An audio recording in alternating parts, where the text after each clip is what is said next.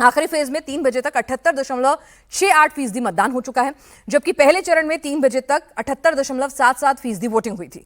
5 बजे तक यह आंकड़ा 89.93% तक पहुंच गया था। और फिर जब चुनाव आयोग ने फाइनल डेटा जारी किया था तो बंगाल में पहले फेज में रिकॉर्ड तोड़ 93.19% मतदान हुआ था।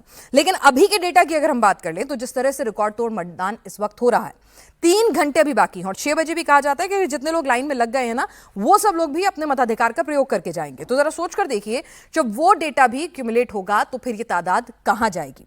तो इतनी बड़ी तादाद में अगर वोटर निकल रहा है घर से बाहर, तो वो परिवर्तन के लिए निकल रहा है या फिर वो चाहता है कि यहां पर बदला लेना चाहता है, जैसा कि दीदी कह रही हैं कि बदला लेगा बंगाली मानुष।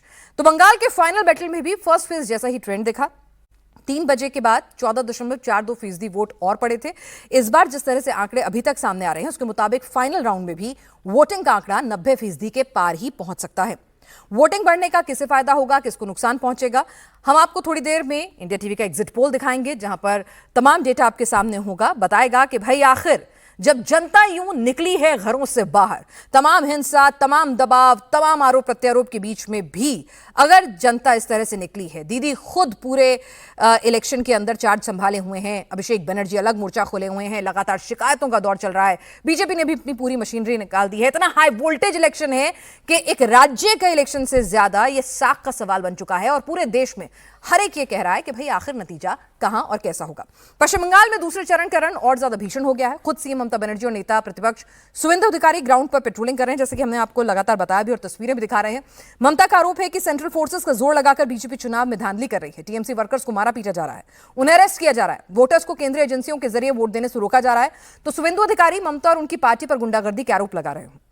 शुवेंदु ने इस चरण में भी हिंदू वोटर्स का मुद्दा उठा रखा है। उन्होंने कहा कि ममता बनर्जी और उनके कार्यकर्ता हिंदू वोटर्स को वोट देने से रोक रहे हैं। तो कहीं ना कहीं बीजेपी जानती है कि उसे अपने 50% जो उसके पास हिंदू वोट बैंक है उसको उसे 70 तक ले जाना है, तभी ये जो आंकड़ा है मैजिक फिगर 148 का वो अपने पास ला सकेगी। और सेकेंड फेज में यह करना बहुत जरूरी है। भद्रलोक में भी सेंधमारी करनी है और हर जगह से अपने लिए कुछ वोट चुराने हैं, अगर एडवांटेज फर्स्ट फेज में मिल भी गई थी। हमारे साथ खास मेहमान भी जुड़ेंगे, उनसे भी चर्चा करेंगे। लेकिन जरा तस्वीरें हिंसा की देख लीजिए। और शुवेंदु अधिकारी जो है यहां इस वक्त फुल फ्लेज इस वक्त लगे हुए हैं कि कुछ भी ना छूटे, क्योंकि वो जानते हैं कि जो दौड़ आज लगा रहे हैं ये उन्हें सत्ता की कुर्सी तक पहुंचा सकती है। तो किसी भी कीमत पर कोई भी यहां पर, जिसे कहते हैं ना, 1 मिनट के लिए लथार्जिक नहीं होना चाहता है। दीदी ने तो खुद कहा कि पूरी रात वो और अभिषेक जो है वो जागे रहे हैं।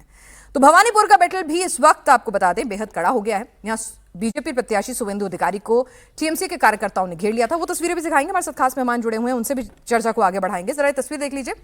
शुवेंदु अधिकारी कह रहे हैं कि ये जो भी उनके ऊपर आरोप लगा रहे हैं, जो उनको हूट कर रहे हैं, गद्दार कह रहे हैं, ये दरअसल बंगाली नहीं है, ये घुसपैठिए हैं, ये बांग्लादेशी मुसलमान हैं और दीदी के गुंडे जो हैं वो इस तरह का काम कर रहे हैं। तो आरोप प्रत्यारोप अपनी जगह दिख रहा है और आपके सामने यहाँ पे स्क्रीन पर आपको टैली भी दिख रही होगी जो अभी 0 है। बस अब से कुछ ही देर बाद इंडिया टीवी पर आप देखेंगे सबसे सटीक एनालिसिस और एग्जिट पोल। बस 60 मिनट का इंतजार और आपको करना होगा, उसके बाद हमारे एक्सपर्ट्स हमारे साथ होंगे और ये टैली भी फिर धीरे धीरे बढ़ने लग जाएगी।